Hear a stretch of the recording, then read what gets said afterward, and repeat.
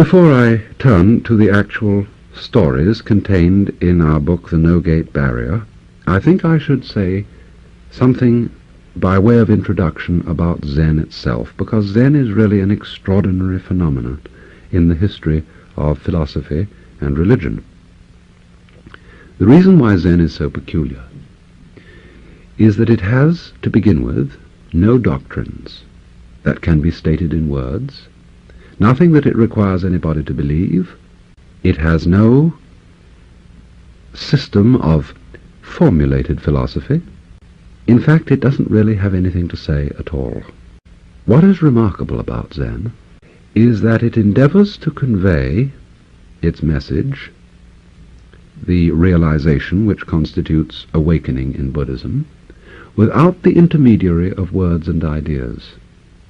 There are 4 statements which sum up the character of Zen Buddhism, and they are as follows. A direct transmission of awakening outside the scriptures. No dependence on words and letters. Direct pointing.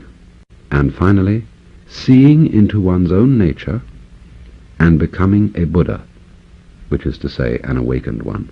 I particularly want to concentrate on what is meant for the moment by direct pointing, because this is the technique in which Zen excels.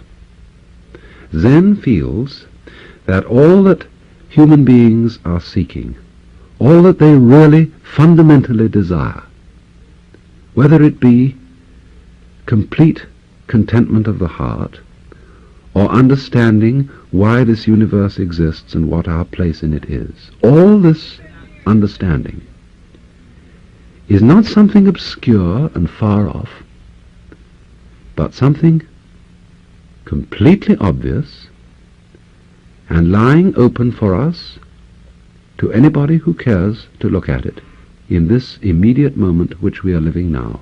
It is as if to say, the whole secret of life, everything that you could possibly desire, is yours at this moment. And if you cannot lay hold on it now, you'll never be able to. The difficulty is that it's very hard to convince people of this by talking about it, because all talk, all systems of ideas, are in relation to reality itself somewhat like a menu in relation to a dinner. And those who try to get comfort, to get wisdom out of books, or by believing in various systems of ideas and philosophies, such people are really devouring the menu instead of eating the dinner. Now, how then is one to divert people's attention from the menu to the dinner itself? There's only one way, and that is to point directly at the dinner, to stop talking about it, to stop writing about it, and to point at it directly. And this is what Zen does, and most of these stories from the No-Gate Barrier, the Wu Men Quan, are examples of direct pointing.